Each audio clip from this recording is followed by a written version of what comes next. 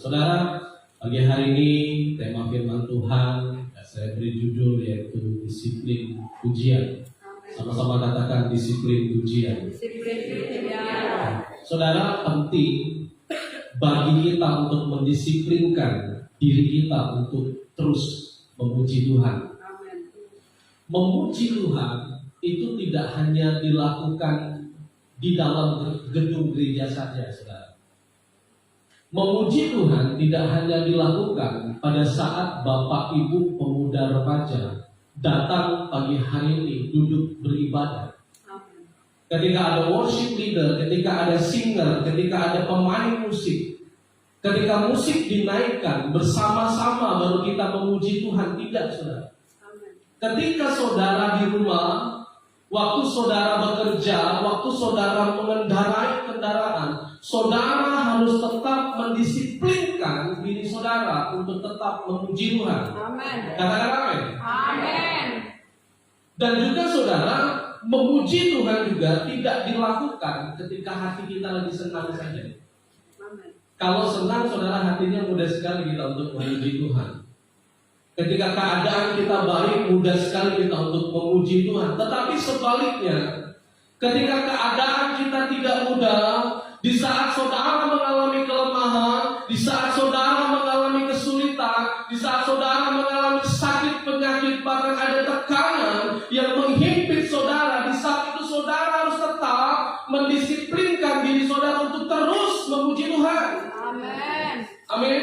Amin. Karena saya percaya saudara, di setiap ujian yang kita naikkan kepada Tuhan ada kuasa yang dahsyat. Amin. Ada kuasa yang lahir di setiap ujian yang kita mazmurkan kepada Tuhan. Amin. Dan kita tinggikan kepada Tuhan. Saudara, siapa yang di sini seringkali mengalami kuasa ketika saudara memuji Tuhan? Cuma 2 orang. Saudara, siapa yang seringkali menerima kuasa ketika saudara memuji Tuhan? Puji Tuhan, 3 orang, 4 orang, saudara. Saudara, kebetulan sekali karena hanya 4 orang yang angkat tangan. Jadi tidak kebetulan tema ini bicara tentang disiplin ujian. Ternyata masih banyak di antara jemaat Tuhan yang masih tidak mendisiplinkan dirinya untuk tidak memuji Tuhan. Saudara,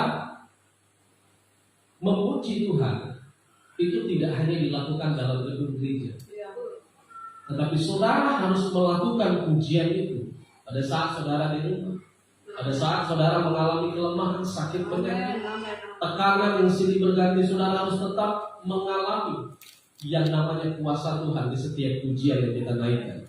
Dalam Mazmur 34, saudara, ayat yang kedua, duduk saja karena ini bukan ayat inti kita. Mazmur 34 ayat kedua, firman Tuhan katakan, aku hendak memuji Tuhan pada segala waktu, puji-pujian kepadanya tetap di dalam mulutku. Saudara, perhatikan baik-baik. Bagaimana pemazmur memuji Tuhan tidak tergantung dengan perasaan dan keadaannya. Amin. Kalau pemazmur memuji Tuhan tergantung perasaan dan keadaannya, tidak mungkin dia dapat memuji Tuhan pada segala waktu. Tetapi firman Tuhan katakan, apapun yang dialami oleh pemazmur, yaitu Daud waktu itu, apapun yang dialami keadaannya waktu itu, tetapi pemazmur Daud katakan, aku hendak memuji Tuhan pada segala waktu.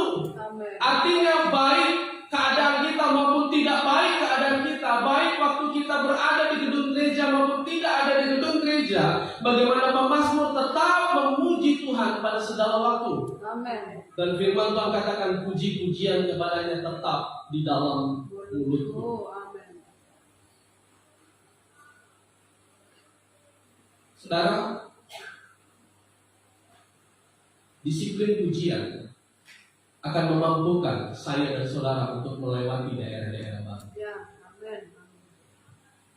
Dalam kita punya perjalanan hidup, saudara, ada masa waktu di mana kita pasti akan melewati yang namanya daerah-daerah baru. Saya kalau ingat perjalanan saya dulu, saudara, saya punya pengalaman dari awal pertama saya menikah, saya belum punya pengalaman yang baru di daerah itu. Saya lewati pernikahan saya dengan pujian dan penyembahan.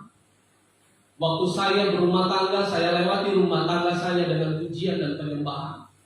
Pada saat istri saya, saudara, melahirkan, di situ saya merasakan bahwa pujian itu nyata. Amen. Penyembahan itu besar sekali kuasanya, saudara.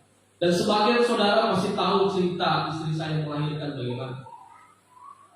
Namanya kondisi baru pertama kali menikah, saudara. Karena saya dan istri saudara tidak punya BPJS.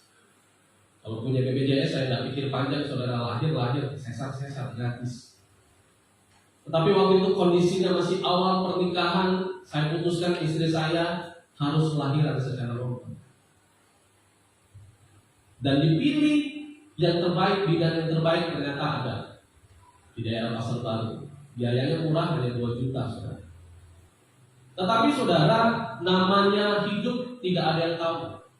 Kita maunya semuanya baik-baik saja. Lahiran semuanya normal, baik, tidak ada kendala.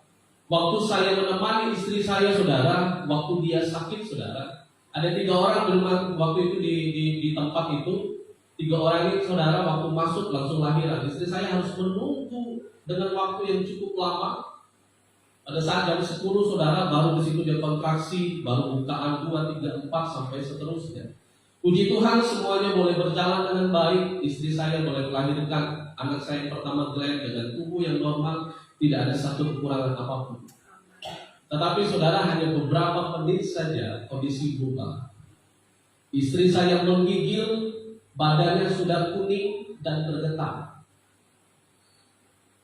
Namanya orang tidak punya pengalaman, saudara. Saya kira hal itu normal saja. Tidak ada yang terjadi. Tetapi bidan itu katakan plasentanya tinggal. Saya tidak tahu plasenta itu apa. Kalau saudara tanya sama Priska tidak tahu plasenta itu apa. Karena dia tidak punya pengalaman. Akhirnya dengan cepat istri saya dirujuk, saudara, ke rumah sakit di Kurnia, di Baku. Ternyata singkat cerita istri saya harus dikuret di situ. Anak dibawa ke sana, istri langsung dibawa ke rumah sakit, dan di detik itu juga dikuret. Dan saya tidak tahu apa yang terjadi. Dan saya hanya dengar ceritanya begitu kencang waktu itu, sekalipun sudah dibius. Singkat cerita, saudara, operasi berjalan dengan lancar. Saya masuk ke ruang tunggu saya, dan dokter bilang istri bapak tidak boleh tidur kurang lebih sampai istri bapak mendapatkan darah. Karena dia kekurangan darah. Waktu saya masuk ke kamar saudara, ke tempat dia berbaring dirawat, saudara, saya lihat kondisinya begitu pucat, masih lemas, masih bergetar. Dan dokter pesan sama saya, kalau matanya sudah mulai tertutup, angkat. Kalau dia sudah mulai tidur, tampar dia, pukul dia. Jangan sampai tertidur. Dan saya, saudara, melihat istri saya waktu itu, saudara, kondisinya begitu sulit. Karena kenapa? Karena mau tidur terus, karena kekurangan darah, kekurangan cairan, saudara. Ya, bagaimana kondisinya begitu lemah. Saya harus kasih dia terus teh, saudara, supaya tubuhnya terus hangat, saudara. Dan singkat cerita, waktu jam 2, jam 3 subuh, saudara, istri saya langsung bilang sama saya dengan kondisi yang sadar tapi lemah. Dia meneteskan air mata dan dia katakan, saya, aku mau pergi. Saya titip anak saya ini, dan kamu jaga baik-baik. Di saat itu, saudara, hati saya patah. Dan saya bilang kepada istri saya, lebih baik anak ini yang mati daripada kamu yang mati. Karena kenapa? Karena saya dengan anak saya bila ini, saudara, belum punya hubungan. Secara emosional belum pernah hubungan. Secara komunikasi tidak ada hubungan. Anak ini baru lahir, tetapi istri saya sudah punya hubungan di dalam. Dia yang akan menemani saya sampai masa tua saya, sampai mati saya, dia akan menemani. Tetapi di situ saya terus katakan, tetap berjuang, mari kita menyanyi. Tuhan tak pernah janji, langit selalu biru, tetapi Dia berjanji selalu menyertai. Terus saya nyanyi, saudara, sampai subuh. Jangan pernah menyerah, jangan berputus asa. Terus saya bernyanyi, saudara. Dan akhirnya apa, saudara? Mujizat Tuhan terjadi. Saudara lihat istri saya pagi hari ini, saudara, ada. Dia masih cantik, saudara. Ya, tetapi saudara memang harus melewati proses itu. Waktu semuanya berjalan dengan lancar, semuanya berjalan atas pertolongan Tuhan, selesai pulang ke rumah, dia baru cerita, saudara, waktu dia dikuret, ternyata di sebelahnya juga ada orang juga yang melahirkan. tetapi waktu anaknya lahir mati di tempat, meninggal. Saudara bisa bayangin apa yang dihadapi istri saya waktu itu. Di kuret di sebelah ada orang yang meninggal. Begitu menakutkan kondisinya. Tetapi saudara perhatikan baik-baik, orang yang tetap memuji Tuhan akan menerima kuasa yang dahsyat. Amin. Orang yang tetap memuji Tuhan akan menerima kuasa yang dahsyat itu dalam setiap kehidupan kita. Oleh sebab itu saudara, mari saya undang semua kita bangkit berdiri. Kita akan baca pada ayat inti kita pagi hari ini dalam Mazmur 42 ayat 1 sampai 6. Mazmur 42 ayat 1 sampai 6 sudah menemukan, mari kita baca bersama-sama 2-1 ya. Seperti rusa yang merindukan sungai yang berair, demikianlah jiwaku merindukan Engkau ya Allah. Jiwaku haus kepada Allah yang hidup. Bilakah aku boleh datang melihat Allah? Air mataku menjadi makananku siang dan malam. Karena sepanjang hari orang berkata kepadaku, di mana Allahku? Inilah yang hendak ku ingat. Sementara jiwaku gundah gulana, bagaimana aku berjalan maju dalam kepadatan manusia, mendahului mereka melangkah ke rumah Allah dengan sorak-sorai dan nyanyian syukur dalam keramaian orang-orang yang mengadakan perayaan. Mengapa engkau tertekan, hai jiwaku, dan gelisah di dalam diriku? Berharaplah kepada Allah, sebab aku akan bersyukur lagi kepadanya, penolongku dan Allahku. Amin. Silakan duduk. Mazmur 42 ayat 6 katakan, mengapa engkau tertekan, hai jiwaku, dan gelisah di dalam diriku? Berharaplah kepada Allah, sebab aku akan bersyukur lagi kepadanya, penolongku dan Allahku. Saudara, saya begitu tertarik pada ayat yang ke-6. Kenapa saya tertarik, saudara? Ternyata saudara, ayat ini tidak hanya muncul satu kali. Kalau Bapak Ibu perhatikan dalam Mazmur 42 sampai 43, bagaimana ayat ini muncul sebanyak 3 kali. Dan bunyinya sama saudara, kalimatnya sama. Dalam Mazmur 42 ayat 6, Mazmur 42 ayat 12, Mazmur 43 ayat 5 dikatakan, mengapa engkau tertekan, hai jiwaku, dan gelisah di dalam diriku? Berharaplah kepada Allah, sebab aku akan bersyukur lagi kepadanya, penolongku dan Allahku. Saudara, kalau ayat ini boleh muncul 3 kali, artinya ini menjadi pergumulan terberat bagi Bani Korah. Amin. Yang tulis ini saudara pemazmur yang namanya Bani Korah. Bani Korah mengalami pergumulan yang berat dalam hidupnya, dan seringkali jiwanya tertekan, seringkali jiwanya gelisah. Dan hal itu saudara dia alami bukan hanya 1 kali, tetapi ayat ini mengatakan sampai 3 kali muncul. Dan ini menjadi satu kondisi di mana Bani Korah sedang mengalami pergumulan yang berat dalam hidupnya. Bahkan firman Tuhan katakan, air mataku menjadi makananku siang dan malam. Amin. Saudara, sekalipun saudara, Bani Korah adalah satu generasi yang diselamatkan Tuhan. Waktu generasinya saudara dihukum oleh Tuhan, Korah, waktu dia menentang Musa waktu itu.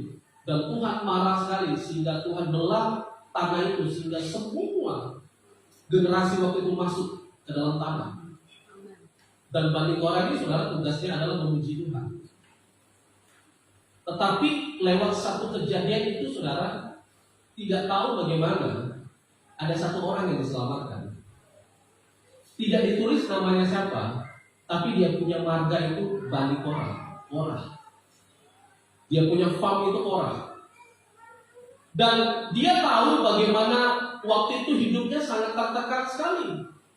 Karena orang tahu kalau dia ini adalah keturunan Korah.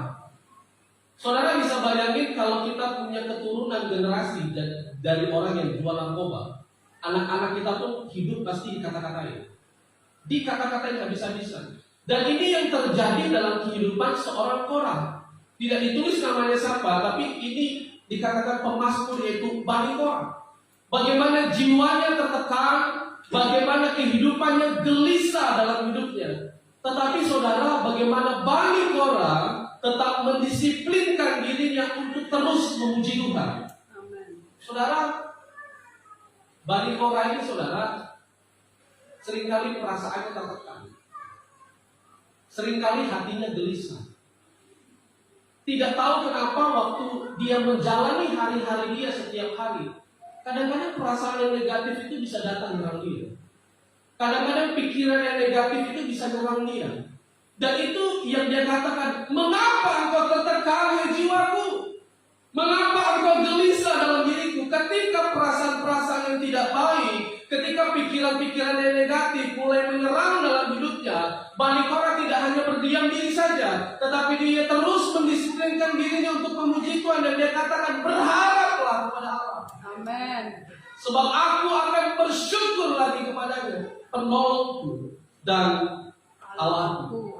Amin. Amin. Saudara, mari kita tetap mendisiplinkan diri. Saya tidak tahu saudara, mungkin ada di antara saudara yang pikirannya terus diganggu dengan hal-hal yang negatif, yang buat saudara kalau ingat-ingat bisa kecewa, yang kalau saudara ingat-ingat perasaan saudara bisa iman saudara undur, saudara bisa tidak datang ke gereja, saudara menyerah dalam melayani Tuhan saudara.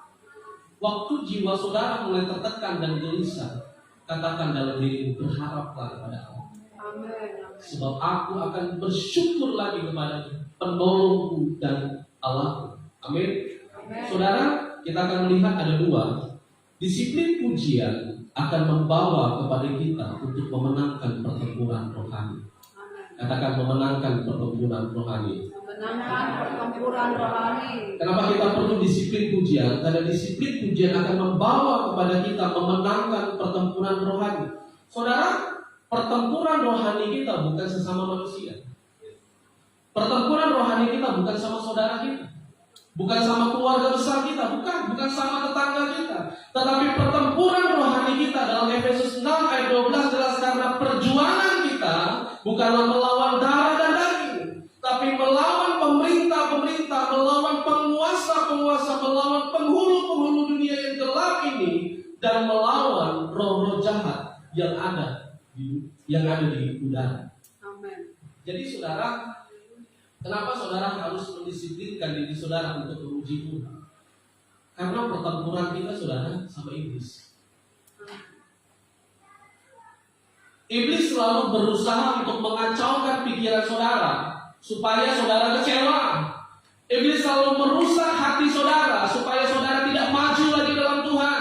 Iblis terus berusaha menekan jiwa saudara sampai saudara tidak bisa memuji Tuhan lagi. Saudara harus memenangkan pertempuran rohani. Syaratnya apa? Saudara harus mendisiplinkan diri saudara untuk memuji Tuhan. Amen. Kalau saudara tidak memuji Tuhan, iblis akan serang terus. Iblis akan serang pikiranmu, iblis akan serang perasaanmu, sehingga perasaan dan pikiranmu campur aduk. Sehingga engkau mulai berpikiran negatif, sehingga engkau berpikiran yang aneh-aneh, yang tidak baik, yang tidak layak. Sehingga apa? Sehingga engkau kalah dalam pertempuran. Saudara, ada satu jemaat Tuhan yang messenger saya. Kebetulan di messenger saya di Facebook. Malam-malam waktu saya lihat messenger Facebook saya kaget, "Om, saya boleh curhat tidak?" "Boleh." "Ada apa, Om?" "Gini, Om, saya tuh udah beberapa bulan ini, 1 bulan penuh ini, saya tidak bisa tidur. Tangan saya suka kram, tangan kanan saya suka kram kesemutan. Om, boleh gak doain saya?" Dia hanya sebatas ngomong itu, saya langsung balas, "Boleh." Besok saya langsung ke rumah ya. Tugas hamba Tuhan mendoakan saudara. Dia tidak suruh saya datang ke rumah, tapi saya katakan besok saya datang ke rumah ya. Saya sama istri saya datang, saudara, pagi-pagi jam 10 langsung berangkat ke rumah, ketemu dengan ibu itu, kondisinya pucat sekali. Pucat, mukanya lembab, pucat saudara. Karena sesuai yang dikatakan, dia itu saudara setiap malam tidak bisa tidur. 1 bulan ini saya tidak bisa tidur. Dan saya cerita-cerita sama dia, masalahnya apa ini? Ya Allah, saya udah lama memendam kekecewaan sama orang. Selama ini saya banyak bantu orang itu, tapi orang itu tidak menghormati saya. Orang itu tidak hargai saya. Semua sudah saya lakukan, semua sudah saya berikan sama ini keluarga saya. Tetapi justru sebaliknya, bukan hal yang baik yang saya terima, tapi hal yang buruk. Dan itu buat saya sakit sekali. Sakit sekali. Dan udah 2 minggu nih Om, dari sebulan saya tidak bisa tidur, tidak tahu kenapa tangan kanan saya ini kram sekali kesemutan. Panjang lebar saya cerita sama keluarga ini saudara. Singkat cerita, saya ajak dia berdoa, ibu berlutut. Ada ember kecil, ada. Boleh saya minta untuk apa Om? Nanti ember ini taruh ya, nanti saya doa. Saudara, satu pujian sederhana yang saya nyanyi.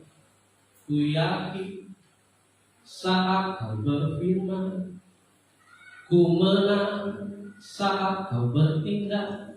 Apa saudara? Hidupku hanya ditentukan oleh perkataanmu. Ku aman karena kau menjaga, ku kuat karena kau menopang. Hidupku hanya ditentukan oleh kuasa-Mu. Saudara, hidup kita tidak ditentukan oleh perkataan orang.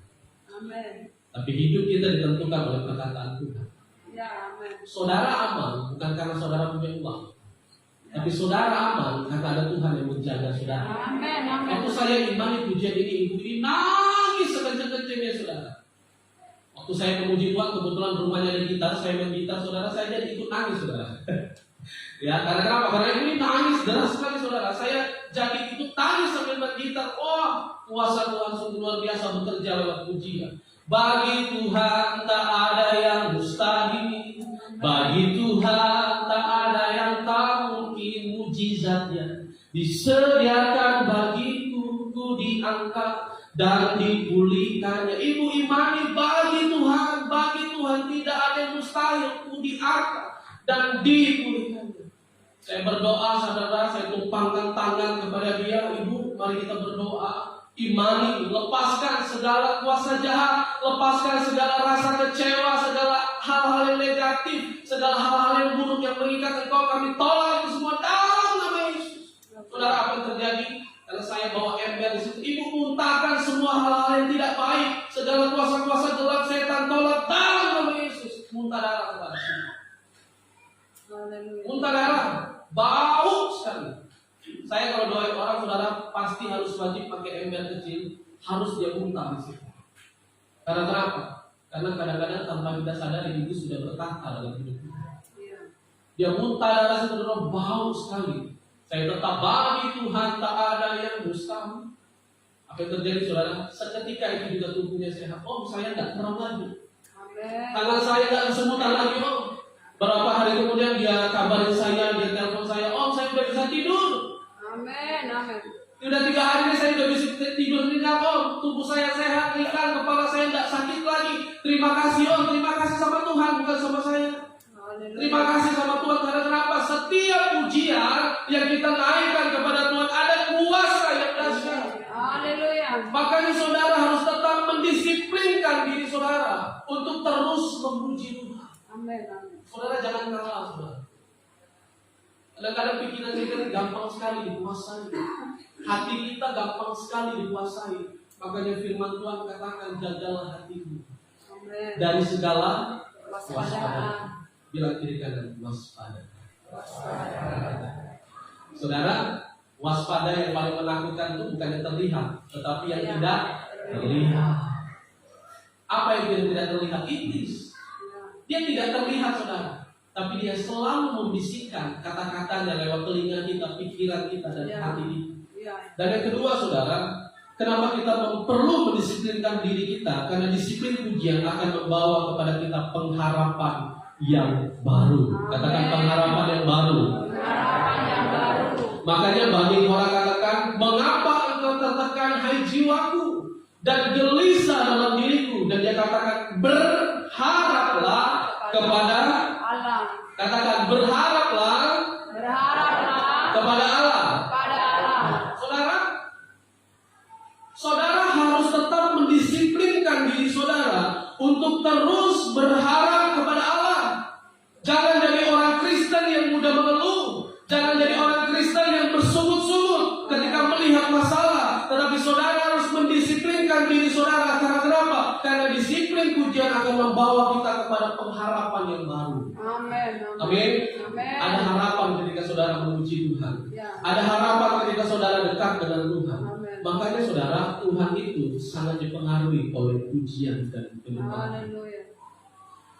Waktu kita nyanyi, saudara, dan memuji Tuhan, ada 3 daerah yang akan dipengaruhi waktu saudara memuji dan menyembah Tuhan. Yang pertama, daerah pertama itu adalah sorga. Katakan sorga. Waktu kita memuji Tuhan, daerah pertama yang akan dipengaruhi itu adalah sorga. Kita tahu, saudara, sorga itu tempat pusatnya pujian dan penyembahan. Amin. Di sorga kita tidak bekerja lagi, tetapi di sorga tugas kita hanya memuji dan menyembah Tuhan. Dan saudara tahu, Tuhan itu suka sekali dipuji dan disembah. Amin. Nah, manusia pun juga suka dipuji, saudara. Apalagi Tuhan. Tuhan itu suka sekali dipuji dan disembah. Makanya saudara, waktu kita memuji dan menyembah Tuhan, daerah pertama yang akan dipengaruhi itu adalah surga. Saudara, mari kita akan melihat satu cerita tentang kisah Paulus dan Silas. Dalam Kisah Para Rasul 16 ayat 23, kita akan lihat satu cerita Paulus dan Silas. Kisah Para Rasul 16 ayat 23, firman Tuhan katakan 2:1 ya. Setelah mereka berkali-kali didera, mereka dilemparkan ke dalam penjara. Kepala penjara diperintahkan untuk menjaga mereka dengan sungguh-sungguh. Stop sampai sini, saudara. Firman Tuhan katakan, setelah mereka berkali-kali didera, mereka dilemparkan ke dalam penjara. Saudara, kita akan bahas dulu arti didera. Saudara, didera itu beda dengan dipukul. Kalau didera itu, saudara, artinya dipukul sampai menimbulkan luka. Maksudnya seperti ini, contoh, Bung Franky. Kalau saya pukul Bung Franky, ya, saya pukul dia, tetapi tidak ada bekas luka di mukanya, itu belum didera. Tetapi kalau saya pukul Bung Franky sampai gigi luarnya depan patah, contoh patah, itu baru didera. Ya. Kalau saya pukul Bung Franky sampai pelipisnya pecah atau hidungnya berdarah, itu baru didera. Karena kenapa? Karena didera itu harus menimbulkan bekas luka. Saudara bisa bayangkan, Paulus dan Silas, mereka berkali-kali didera. Bahkan mereka dilemparkan ke dalam penjara. Dan kepala penjara diperintahkan, ditugaskan untuk menjaga mereka. Dengan apa, saudara? Dengan sungguh-sungguh. Next, di ayat 24.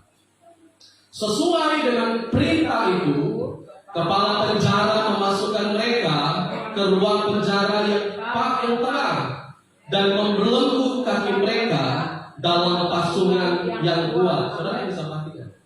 Sesuai dengan perintah itu, kepala penjara memasukkan mereka ke ruang penjara yang paling tengah. Dan apa, saudara? Membelenggu kaki mereka dalam pasungan yang kuat.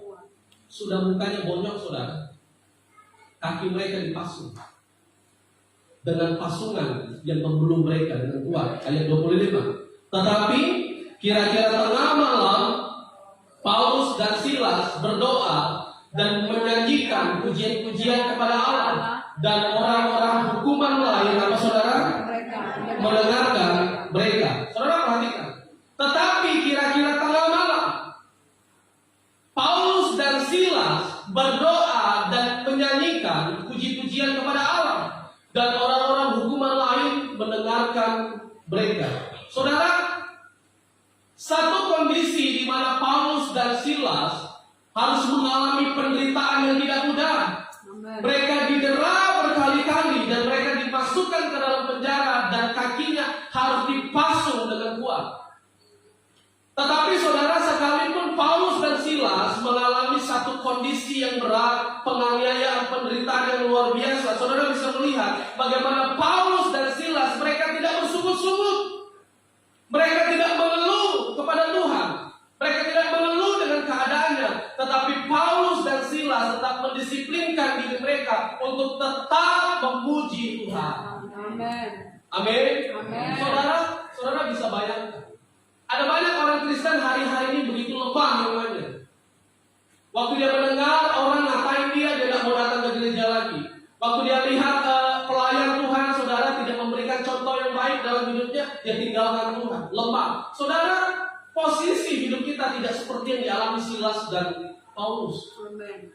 Silas dan Paulus didera berkali-kali, berada dalam penjara, tetapi bagaimana dia tidak bersungut-sungut, dia tidak kalah dengan keadaannya, tetapi bagaimana Paulus dan Silas mengambil sikap untuk berdoa dan memuji Tuhan. Amen. Dan ini yang saya katakan, saudara, sikap kita itu harus disiplin dalam memuji Tuhan. Haleluya. Bukan di gerejanya saudara katakan, walaupun gunung-gunung tak berpindah, tetap percaya Kau yang punya kuasa. Waktu saudara masuk dalam pencobaan, saudara nyanyi lagi.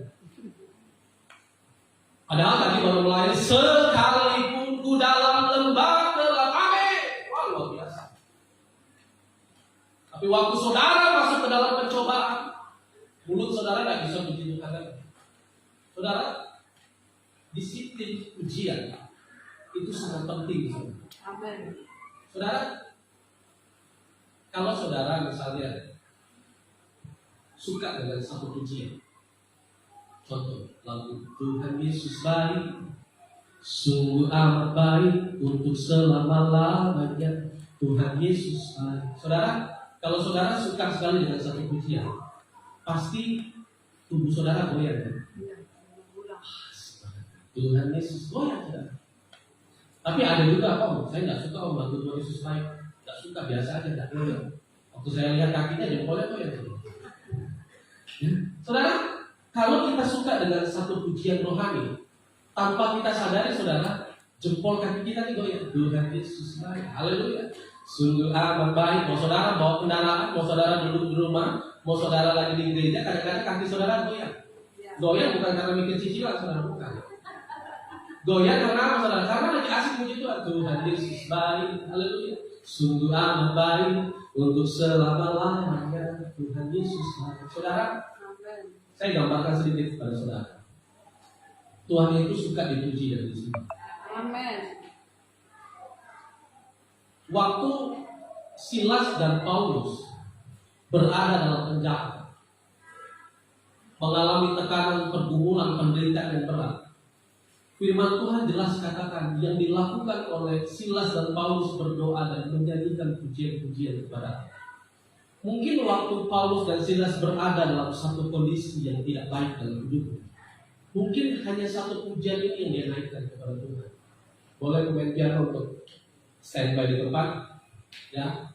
Mungkin hanya satu pujian ini, saudara, yang dia naikkan kepada Tuhan, sehingga tidak ada kata lain selain dia sembah Tuhan, selain dia agungkan Tuhan dalam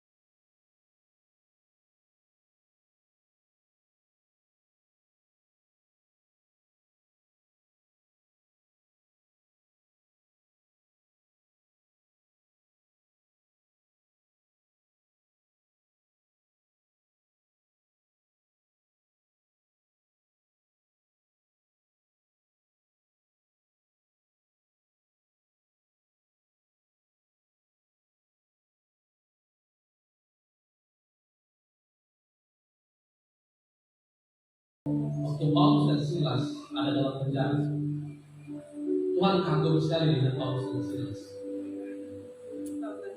Tuhan itu suka dipuji dan disembah, saudara. Saudara bisa bayangkan, waktu Tuhan lihat kehidupan Paulus dan Silas menyanyikan pujian kepada Tuhan, gimana Tuhan tidak goyang, saudara? Wah, asik banget ini anakku. Dalam penderitaan, dalam penjara sekalipun dia masih tetap memuji Tuhan. Tuhan makin goyang, saudara. Kakinya makin goyang, asik ini. Wah, luar biasa. Mantap ini, mantap ini. Saudara bisa bayangin, firman Tuhan katakan bumi ini tumpuan kakinya Tuhan. Saudara bisa bayangin waktu Paulus dan Silas katakan hanya Engkau pribadi yang mengenal hatiku. Kalau kaki Tuhan saudara makin goyang, terus goyang, makin kuat goyang, apa yang terjadi? Saudara next, kita lihat ayat selanjutnya.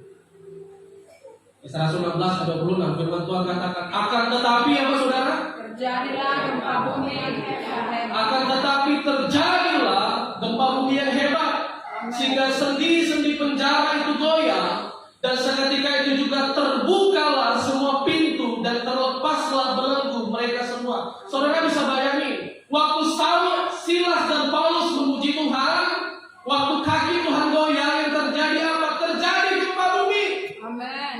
Hanya Engkau, amin, pribadi yang mengenal hati. Saudara, di saat itu terjadi gempa bumi yang hebat, gempa bumi yang dahsyat, sehingga firman Tuhan katakan sehingga sendi-sendi penjara itu goyang, dan seketika itu juga terbukalah semua pintu dan terlepaslah belenggu mereka semua. Saudara, ada 4 mujizat terjadi dalam ujian Silas dan Paulus. Yang pertama, gempa bumi terjadi. Yang kedua, sendi-sendi penjara itu goyang. Yang ketiga, terbukalah semua pintu. Dan yang keempat, terlepaslah belenggu mereka semua. Amin. Saudara, saya coba analogikan sederhana. Waktu kuasa Tuhan, pujian itu saudara lahir dan menimbulkan kuasa dan mujizat yang dahsyat. Waktu terjadi gempa bumi, sendi-sendi penjara itu goyang. Itu hal yang biasa, namanya gempa bumi.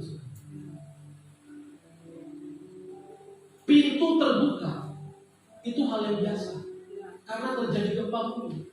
Tetapi yang pikiran saya tidak masuk akal, belenggu itu lepas. Tadi firman Tuhan catat bahwa Silas dan Paulus kaki mereka dibelenggu, diikat dengan besi dengan kuat.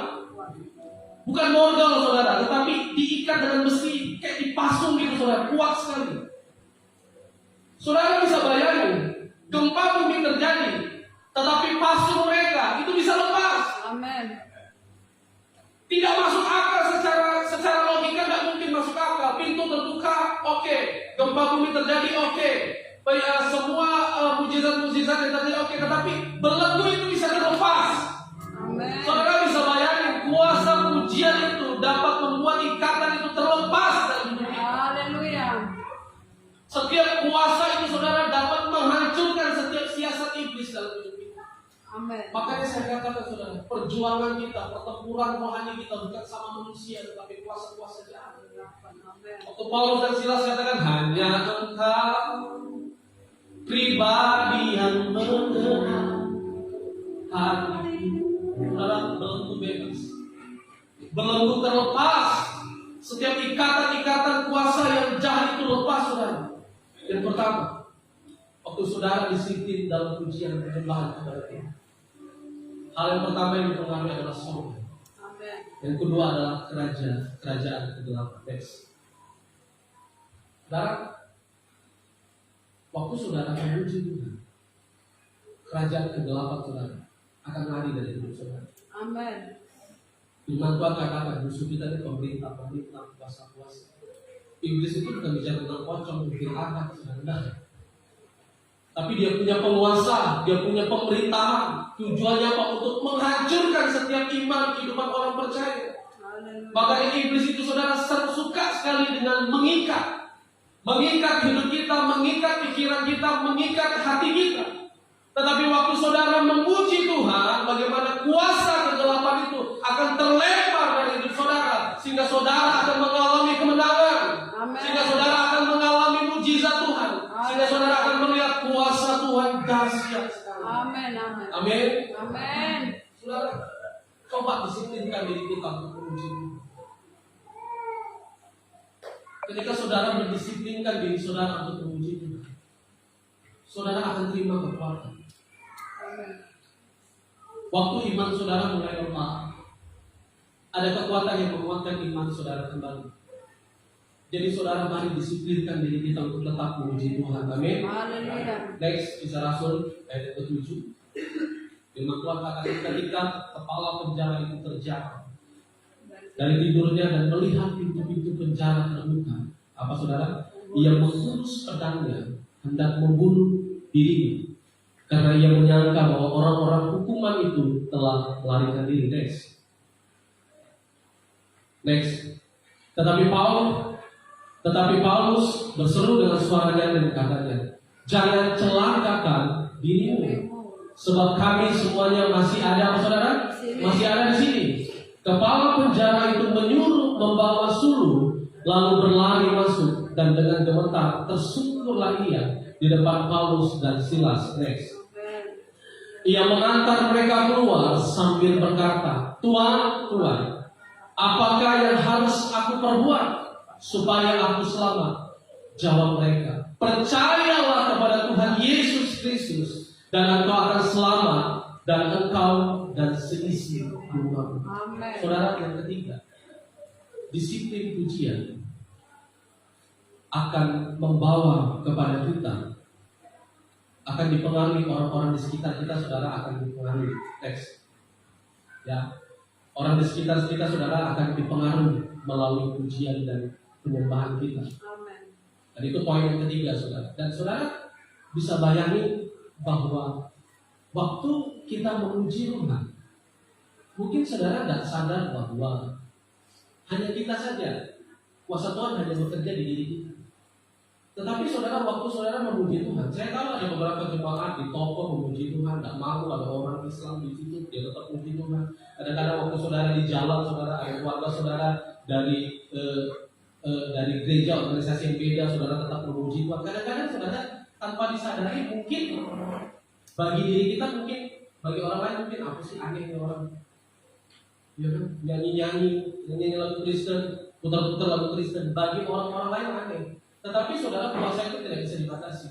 Amen. Tanpa saudara sadari, waktu saudara nyanyi sama Tuhan, waktu saudara putar lagu rohani, kadang-kadang orang yang lewat bisa dikuatkan, saudara. Amen. Orang yang lain, orang yang lewat tadi yang pengen niatnya bunuh diri bisa diselamatkan lewat pujian itu. Makanya firman Tuhan katakan, lalu mereka memberitakan firman Tuhan kepadanya dan kepada semua orang yang ada di rumah itu. Pada jam itu juga kepala penjara itu membawa mereka dan membasuh bilur mereka. Dan firman Tuhan katakan, seketika itu juga ia dan keluarganya mengambil diri dibaptis. Amen. Kepala penjara tadi bukan orang percaya, saudara. Bukan orang percaya. Tetapi firman Tuhan katakan, bukan kepala penjara itu yang diselamatkan, tetapi semua keluarga memberi diri dibaptis. Haleluya. Hanya lewat pujian yang sederhana, hanya engkau pribadi yang mengenal hatimu, tiada yang tersembunyi bagimu, seluruh isi hatimu kau tahu. Saudara, kalau saudara lagi dalam masalah, terus nyanyi pujian itu. Amen. Karena kita tidak tahu, saudara, maksud Tuhan lewat masalah kita. Kita tidak ada yang tahu maksud Tuhan lewat penderitaan. Kita tidak ada yang tahu maksud Tuhan lewat kelemahan yang terjadi dalam hidup kita. Sampai-sampai kadang-kadang kita bertanya, kenapa jiwa kita tenang? Kenapa hati saya gelisah sama Tuhan? Saudara, namanya hidup pasti kita akan mengalami masa-masa sulit, masa-masa yang tidak mudah. Tapi melalui kebenaran firman Tuhan bagi kita, saudara, lihat bahwa pujian membawa dampak yang luar biasa. Next, ya, di poin yang terakhir. Next terus, Next. Ya. Saudara, disiplin pujian itu harus lahir dari kerinduan. Katakan kerinduan. Saudara kalau tidak punya kerinduan memuji Tuhan, mau saudara di gereja pun sekalipun saudara tidak akan memuji Tuhan. Apalagi di rumah saudara. Saudara, pujian itu harus lahir dari kerinduan. Karena kenapa? Karena kerinduan itu akan mengalahkan setiap kebiasaan-kebiasaan kita. Makanya saudara bersyukurlah kalau engkau sampai hari ini selalu rindu untuk memuji Tuhan. Amen. Di rumahmu engkau selalu memuji Tuhan. Bangun pagi engkau selalu saat teduh. Ketika engkau bekerja, engkau di warung dalam usahamu, engkau terus memuji Tuhan. Karena kenapa? Karena memuji Tuhan tidak lahir saudara dari kebiasaan kita, tetapi memuji Tuhan harus lahir dari kerinduan kita kepada Tuhan. Makanya bagi orang katakan seperti rusa yang haus, rindu akan aliran sungai. Oleh sebab itu saudara, mari ambil sikap untuk kita selalu mendisiplinkan diri kita kepada Tuhan. Amin. Mari semua kita bangkit berdiri saudara. Terima kasih Tuhan, terima kasih Yesus oleh anugerah Tuhan. Pagi hari ini kami ada, Bapak telah menyelesaikan menyampaikan setiap bagian firman. Selanjutnya Bapak menyerahkan setiap kuasa-Mu menjamah setiap sidang jemaat. Ya Roh Kudus-Mu boleh memimpin setiap kehidupan kami Tuhan. Penuhi kami dengan Roh Kudus-Mu. Penuhi kami dengan kuasa-Mu. Kamu tahu Tuhan ada sebagian dari jemaat yang mungkin memerlukan mujizat itu terjadi dalam hidup mereka. Tapi ketika kau mendengar firman Tuhan ini, kau harus membuka mulut untuk memuji Tuhan.